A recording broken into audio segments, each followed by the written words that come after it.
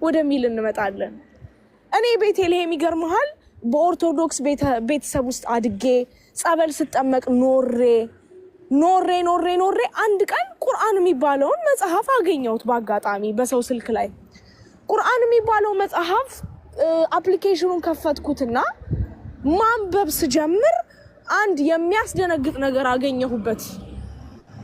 አንዴ ልሻገር ነው። የሚያስደነግጠው ነገር ምን መሰለህ? እናንተ የመጽሐፍት ባልተቤቶች ሆይ አለኝ። ማንን ነው የሚያወራኝ? እኔን። ማነኝ እኔ? ባይብልን የምከተል ወይም ባይብልን የማጠና ማለት ነው። እናንተ የመጽሐፍት ባልተቤቶች ከቁርአን አስቀጥለን ከመጽሐፉ አስቀጥለን ቁርአንን ሰተናችኋል። በአፋችሁ ቁርአንን እንዳታረክሱ ሲል በቃ መሬት ብትሰነጠቅ ደስታዬ ነው። ምክንያቱም የሁለቱ ባለቤት አንድ እንደሆነ ወይም መጽሐፉንም የላከው ቁርአንንም የላከው የኛ ፈጣሪ እንደሆነ ተረዳሁኝ ማለት ነው። ከዛ ዋው አልኩኝ። ማንበብ ስለምወድ በቃ ይሄ ነገር መነበብ አለበት አልኩኝ። ሞር ማንበብ ስጀምር አንድ ሐሳብ ላይ ደረስኩኝ። ምን ይላል?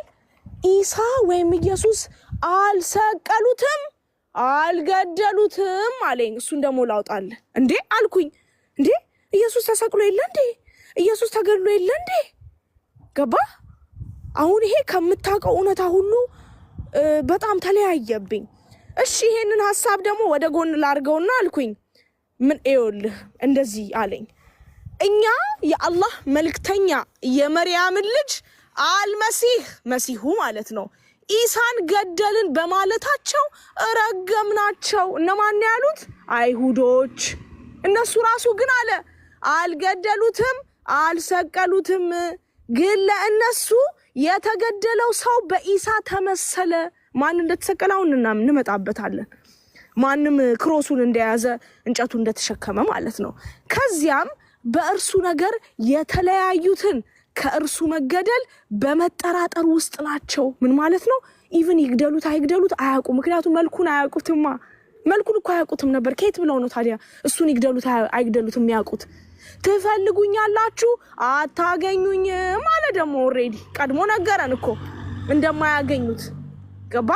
ለምንስ ተብሎ ለነዛ ከሃዲያን አሁን እዚህ ጋር ወደ ላይ ያሉትን ሐሳቦች ስታያቸው እነሱ ዲስቢሊቨሮች ይላል። እነዛ የማያምኑት እኛ ኢሳን የጠራውን ፒውር የሆነውን ኢሳ አንፈቅድላቸውም እንዲነኩት።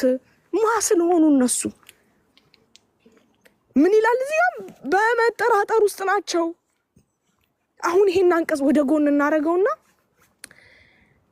ነብያችን መሐመድ ሰለላሁ ዐለይሂ ወሰለም የመጨረሻው ነብይ መሆናቸውን እኔ መስክሬያለሁ አንብቤ። ከሱም በላይ ግን ወደ መጽሐፍ ቅዱስ ስንመጣ መጽሐፍ ቅዱስ ውስጥ ያልተሟሉ ፕሮፌሲዎች አሉ ወይም ራእዮች አሉ። ዘዳግም፣ ኢሳያስ ላይ አንብብ ስንለው ማንበብ አልችልም የሚል ነብይ ይመጣል ይላል። አመጣዋለሁ። እሱ አንደኛ። ሰላምን የሚሰብክ ነብይ ይመጣል ይላል። ሁለተኛ። ማን ነው ሰላምን የሰበከ? ኢስላም ሚንስ ሰላም።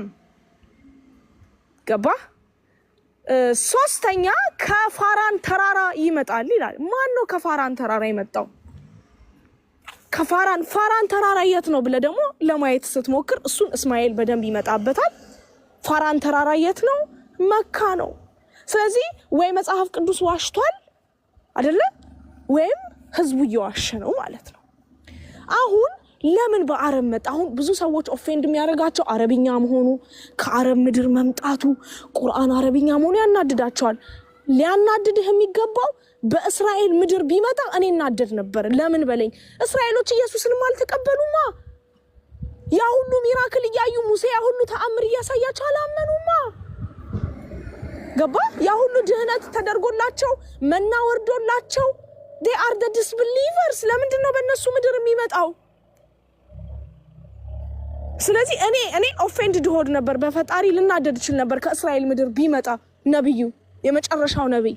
ሌላው እንድትጠይቅ የምፈልገው ጥያቄ ማን ነው የመጨረሻው ነብይ? ኢየሱስ ነው ካላችሁ ኢየሱስ ነብይ ነው ካላችሁ አምላክ ሊሆን አይችልም። አምላክ ነው ካላችሁ ነብይ መሆን አይችልም። መጽሐፍ ቅዱስ ውስጥ በጣም ብዙ የጎደሉ ፖይንቶችን ልክ ቁርአን ላይ ስመጣ ግልጽና ግልብ ሆነው አገኘኋቸው ማለት ነው።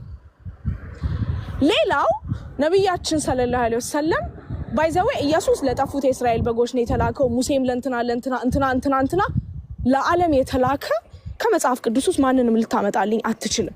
ኢየሱስ ለዓለም ነው የተላከው ካልክ ለምንድን ነው እኔ የተላኩት ለጠፉት የእስራኤል በጎች ነው ብቻ ለምን አረገ? ዋይ ለምን እንደዛ ይላል? የተላኩት ለኢቭን ለጠፉት ነው ያለው፣ ለንጹሃን። እሱ ሲመጣ እኮ ከሱ በፊትም እኮ ገነት የሚገቡ ሰዎች እኮ አሉ፣ እውነተኛ ሰዎች እኮ አሉ። እሱስ ለምን መሰቀል አስፈልገው? ኃጢአት እኮ ውርስ አይወረስም አለ መጽሐፍ ቅዱስ። አባት የልጁን ልጅ አባቱን አይወርስም ካለ ለምንድን ነው እኔ ባላጠፋሁት ጥፋት እኔ ባጠፋሁት ልጄ የምትቀጣው? ለምሳሌ እኔ ኤችአይቪ ኤድስ ቢይዘኝ ልጄ ኤችአይቪ ኤድስ መያዝ አለባት? ኖ፣ ሆስፒታሉ እሱን አጽድቶ ያልፋል። ገባ? ስለዚህ ይሄ ውርስ ኃጢአት ምናምን የሚለውን ወደ ጎን እናደርገዋለን ማለት ነው።